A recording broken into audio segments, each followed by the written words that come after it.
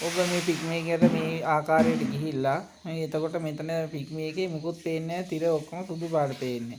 ඒක ලොකු ප්‍රශ්නයක් හවසට දුවනකොට එන අයර අරව මේවා මුකුත් යන්නේ කොහෙද මුකුත් වැටෙන්නේ නැහැ. ඊට පස්සේ අපිට ඒක හදාගන්න නම් ගන්න තියෙන්නේ කෙලිම මේවා මුකුත් පේන්නේ ඔක්කොම සුදුයි. එතකොට මේ මුකුත් පේන්නේ යන්න බෑ කොහොමද මෙලෝද. එතකොට මේ සැකසුම් එකට ගිහිල්ලා මෙතන තියෙනවා මේ යට සැකසුම් කියලා.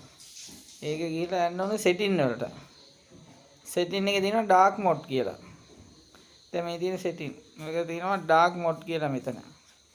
ඩාර්ක් මොඩ් එකට ගිහිල්ලා මෙන්න මේ ආකාරයට මේ යට එකට දාගන්න ඕනේ. එතකොට මේ ඔක්කොම නැවත අහපව් අර තිබුණු විදිහටම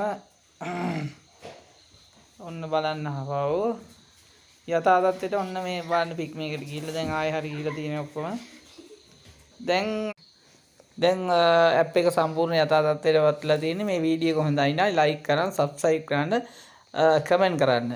හරි එහෙනම් ආයෙ වීඩියෝ එකක් අපි බලාපොරොත්තු වෙමු ඉස්සරහට.